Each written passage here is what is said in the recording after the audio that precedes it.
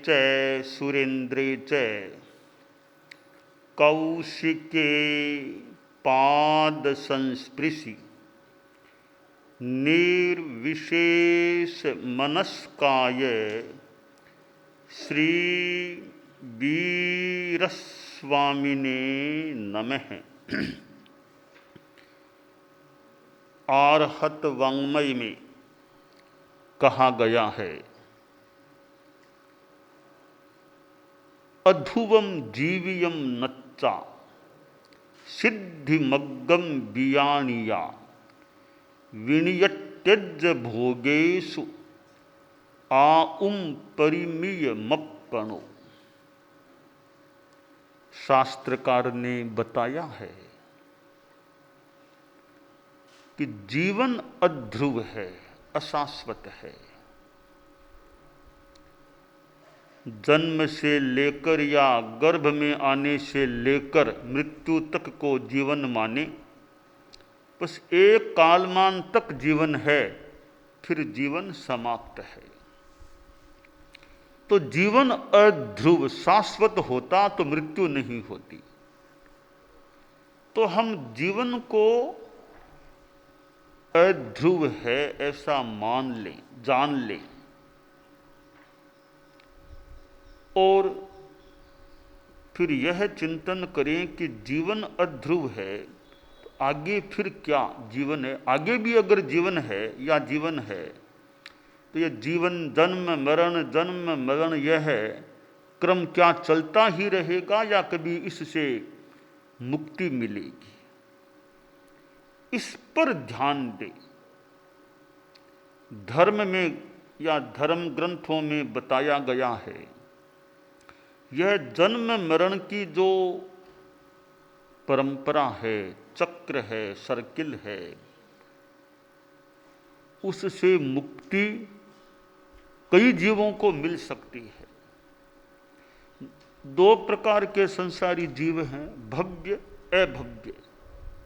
जो अभव्य जीव हैं वे तो मुक्ति प्राप्ति के लिए एलिजिबल है ही नहीं, अयोग्य हैं, योग्य नहीं है, अनर्ह हैं, अपात्र हैं।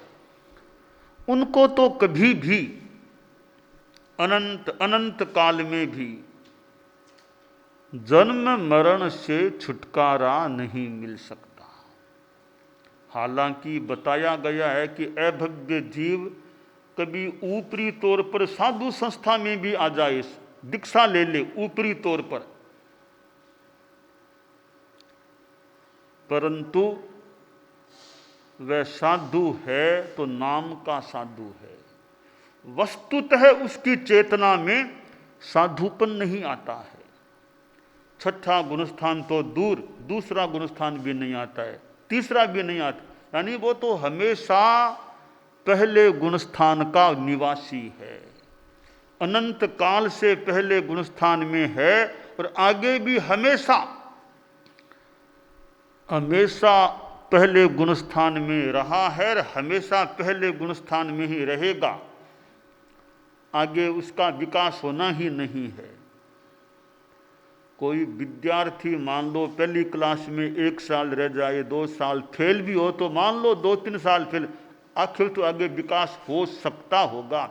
अभव्य तो ऐसा जीव है कि पहली क्लास का यानी पहले गुणस्थान में है, कभी भी उसका तो प्रमोशन विकास दूसरे गुणस्थान में भी नहीं आता, तीसरे में नहीं, चौथे में, किसी में आगे नहीं बढ़ता है।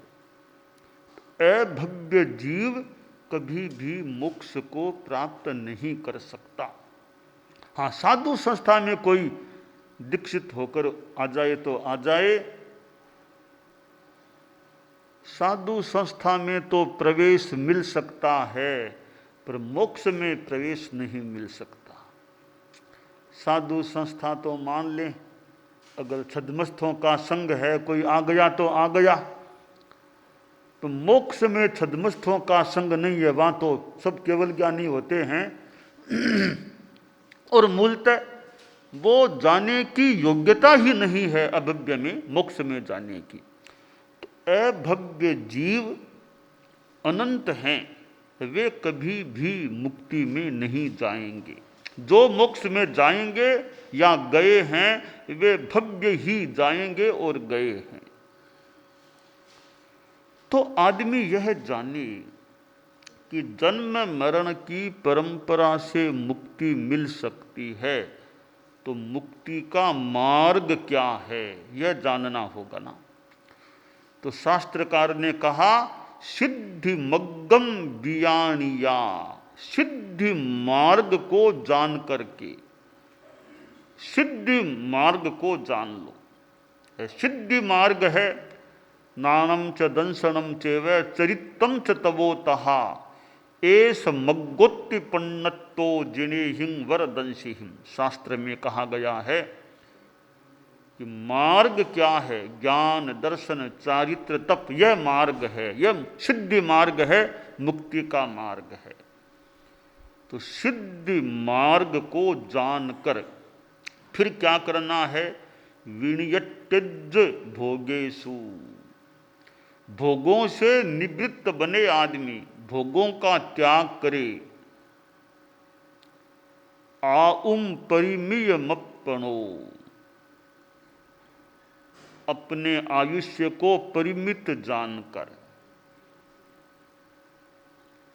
जीवन को अध्रुव जान ले, आयुष्य को परिमित जान ले, सिद्धि मार्ग जान ले। ऐसा सब करके विनियत्यज भोगेषु, भोगों से निवृत्त हो जाए। आदमी को अपने योगक्षेम के बारे में ध्यान देना चाहिए। कस्य हे पुरा का योगक्षेमम न संविदे सन्निरुद्धम में आउए। आयुष्य छोटा है, सीमित है, अपने योगक्षेम के बारे में क्यों नहीं ध्यान दे रहे हो? किस कारण से योगक्षेम के बारे में लापरवाह बने हुए हो? योग और क्षेम, अप्राप्तस्य प्रापणम योग है, प्राप्तस्य रक्षणम क्षेमम। जो अब तक हमें प्राप्त नहीं है उसको प्राप्त कर लेना योग है, और जो प्राप्त हो गया है उसकी रक्षा करना यह क्षेम है। परम पूज्य आचार्य तुलसी के जीवन काल के 75वें वर्ष का प्रसंग था। हमारे धर्म संघ ने योगक्षेम वर्ष मनाया था। जैन विश्व भारती लाडनू में गुरुदेव तुलसी युवाचार्य श्री महाप्रज्ञ कितने सैकड़ों साधु साध्वियां वहां लंबे काल तक प्रवासित हुए थे। तो योगक्षेम, कोई नहीं सीखा हुआ है ज्ञान, हमारे बाल मुनि हैं, जो नहीं सीखा हुआ है उसको सीख ले तो एक प्रकार से योग हो गया। उत्तराध्ययन नहीं सीखा हुआ था, सीख लिया तो वह उत्तराध्ययन का योग हो गया। अब सीख तो लिया, उसकी रक्षा करना, चितावना करते रहोगे तो वो स्मृति में रह सकता है, तो वह उसका क्षेम हो गया। तो अप्राप्त को पाना योग और प्राप्त की रक्षा करना यह क्षेम हो जाता है। शास्त्रकार ने कहा है किस कारण से तुम हे मानव तुम योगक्षेम के बारे में ध्यान नहीं दे रहे हो? तो यह संसार एक अरण्य है, संसार एक सागर है। यह जन्म मरण रूपी संसार अरण्य भी है, सागर भी है। आज तक हमारी आत्मा ने अनंत अनंत बार जन्म ले लिया है और अनंत अनंत बार मृत्यु को भी प्राप्त हो गई है। अब ऐसा यह जो संसार का स्वरूप है जन्म मरण का,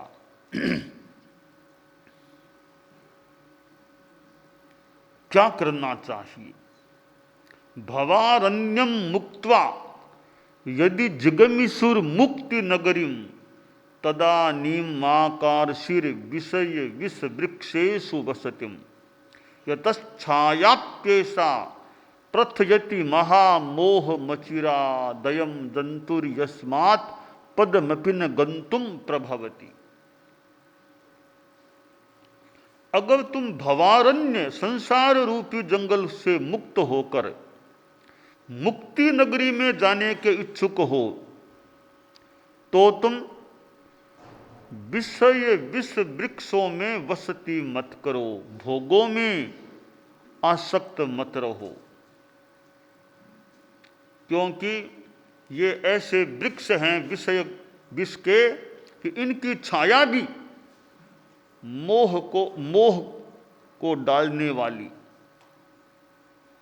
मोह को फैलाने वाली। विषय विष वृक्षों की छाया में भी मत बैठो, ऊपर बैठना तो दूर, उसकी छाया में भी मत बैठो। कोई विष के फलों का पेड़ है, वहां जाकर के क्यों बैठते हो? वो जगह देखो ना। तो ये ऐसे वृक्ष हैं विषय विष के, शब्द रूप गंध रस स्पर्श रूपी विषयों के, कि इनकी छाया भी काम की नहीं है। छाया भी महामोह को बढ़ाने वाली हो सकती है, मूड बनाने वाली हो सकती है। ऐसा मूड बना देती है, ऐसा जकड़ लेती है, पकड़ लेती है, तो फिर एक कदम भी आगे बढ़ना आदमी के लिए मुश्किल हो सकता है। तो ज्ञान दर्शन चारित्र तप यह मार्ग है। सम्यक ज्ञान से सम्यक जान लिया, सम्यक श्रद्धा हो गई, अब सम्यक आचार आए जीवन में, तप आए। और आचार का मतलब हो गया राग द्वेष को छोड़ने की, राग द्वेष से मुक्त रहने की साधना। तो विषय विष वृक्ष हैं, इनके पास नहीं रहना, इनमें नहीं रहना, पदार्थों में आसक्ति नहीं करना। आदमी जीवन जीता है, जीने के लिए ठीक है, पदार्थ भी चाहिए, भोजन भी चाहिए, कपड़ा भी चाहिए, रहने के लिए मकान चाहिए, और भी चीजें मान लो दवाई आदि आदि चाहिए। तो उपयोग करना एक बात है, पदार्थों का उपयोग करना एक बात है, और उपभोग करना एक दृष्टि से अलग बात है। जो आदमी उपयोग मात्र करता है, उपभोग नहीं, आसक्ति है तो उपभोग हो गया, बिना आसक्ति के काम में लेना है, वह मानो उपयोग हो गया। तो उपयोग उपभोग केवल एक अक्षर का अंतर है, भय और ये का, परंतु बहुत बड़ा अंतर इस भावना में है कि आसक्ति से सेवन करना उपभोग, अनासक्त भाव से काम में लेना पदार्थों को, वह उपयोग हो जाता है। अपने आप में जो स्थित है पदार्थों का मात्र उपयोग के रूप में प्रयोग करता है, वो एक उपयोग है। संत जा रहा था, कोई डाकू, यानी जंगल का रास्ता था, कोई डाकू था, देख लिया संत जा रहा है। डाकू का तो काम है पकड़ो, लूटो, मारो। तो डाकू ने दूर से कहा, अरे ठहर जाओ, ठहर जाओ, ठहर जाओ। संत ने सुना, अरे ठहर जाओ, कौन का ठहर जाओ? तो अच्छा, वो एक आदमी बोल रहा है। वो डाकू दौड़ता दौड़ता आया संत के पास, ठहर जाओ, ठहर जाओ। संत बड़ा शांत था। संत वह होता है जो शांत होता है, प्रशांत होता है, वो संत होता है। जिसके राग द्वेष क्रोध मान माया लोभ शांत हैं, वह संत है। जिसे उग्र है, अनंतानुबंधी है क्रोध मान माया लोभ, तो वह संत नहीं है। तो संत तो शांत था, सहज गति से चल रहा था। वह डाकू निकट आ गया, बड़ा डाकू तेज तरार लग रहा था, हाथ में शस्त्र भी था। तो संत को तो डर नहीं, संत को तो अभय भी होना चाहिए। कमजोरी है, भय आ जाए वह हमारी, तो संत में तो अभय का भाव भी रहना चाहिए। तो वह संत तो अभय था, शांत अभय था। डाकू बिल्कुल निकट आ गया, तो संत ने कहा, क्या बोल रहे थे? कि मैंने कहा ठहर जाओ ठहर जाओ। तो संत ने कहा, रे मैं तो ठहरा हुआ ही हूं, तुम ठहर जाओ। मैं तो ठहरा हुआ ही हूं, अब तुम ठहर जाओ। बस तुम ठहर जाओ, तुम ठहर जाओ, मैं तो ठहरा हुआ हूं। डाकू ने सोचा, रे कितनी सुंदर वाणी, कल्याणी वाणी इस महापुरुष के मुख से निकल रही है। मैं कैसा पापी आदमी हूं। एक संत पुरुष के साथ भी कुछ लूटने आदि का भाव आ गया था। ये लगता है कोई महापुरुष महान आत्मा है। डाकू का भी मन थोड़ा बदला। बोला, ऋषिवर आप तो चल रहे थे, चल रहे हैं, ठहरे हुए कहाँ हैं? आपने मुझे कहा ठहर जाओ, कि मेरे लिए कहा तुम ठहर जाओ। तो मैं तो मेरी बस्ती में ठहरा हुआ ही हूं, मैं तो मेरे घर में ठहरा हुआ हूं, मुझे क्या ठहरना है? संत ने सोचा, प्रतिबोध देना चाहिए। संत तो कितनों का कल्याण कर देते हैं। भगवान महावीर के समय में अर्जुन मालाकार, अर्जुन मालिर, रोहिणी चोर, कितना का कल्याण का मार्ग प्रशस्त हो गया। तो संत कितनों का कल्याण उनके निमित्त से हो जाता है, हो सकता है। संत ने कहा, देखो मैंने कहा मैं तो ठहरा हुआ ही हूं, मैं तो अपनी आत्मा में स्थित हूं, मैं आत्मस्थ हूं, मैं आत्मा में स्थित हूं, स्थित प्रज्ञ हूं, स्थितात्मा हूं, मैं ठहरा हुआ हूं, अपने आप में स्थित हूं। भले मैं पैरों से चलता हूं तो भी मैं ठहरा हुआ हूं, अपने आप में, अपनी साधना में, अपनी आत्मा में, अध्यात्म में मैं स्थित हूं। पर तुम ठहरे हुए कहाँ? घर में तो भले ठहरे हुए हो जाते होगे, पर तुम तो राग द्वेष लूट पाट चोरी डकैती इनमें लगे हुए हो, इसमें इनमें गतिशील हो। तुम गतिशील हो पापों में। है मैं पापों से निवृत्त हूं, मैं धर्मस्थ हूं, धर्म में स्थित हूं। तुम पाप में गतिमान हो, यह अंतर है। इसलिए मैं पुनः कहना चाहूंगा कि मैं तो ठहरा हुआ हूं, तुम ठहर जाओ, तुम धर्म में ठहर जाओ, पाप को छोड़ दो। डाकू को बोध मिला कि संत की वाणी है। आज तक मैंने कितने पाप किए हैं, कितनों को मौत के घाट उतारा है, कितनों को लूटा है। क्या यह पैसा मुझे त्राण देगा, साथ में चलेगा? कितनों को दुख दिया है। आज संत का उपदेश मिला है, अब तो संभलूं, अब तो सुधरूं। ऐसा मौका आ गया, अब भी नहीं सुधरूंगा तो कब सुधरूंगा? बोला, संत प्रवर आपके चरणों में प्रणत हूं और मुझे आप नियम करा दो। इस क्षण के बाद जिंदगी में कभी डकैती का काम नहीं करूंगा, यह मैं वचन देता हूं। आप मुझे आपकी कल्याणी वाणी से प्रत्याख्यान करा दो। और एक डाकू का भी मानो डकैती से मुक्ति का काम संत ने कर दिया। डाकू डकैती से मुक्त हो गया। तो इस संसार से मुक्त होना है तो त्याग के पथ पर आगे बढ़ना होगा, विषय विष वृक्षों से दूर रहना होगा, ज्ञान दर्शन चारित्र तप की शरण में जाना होगा। तब हम जन्म मरण की परंपरा से मुक्त हो सकेंगे।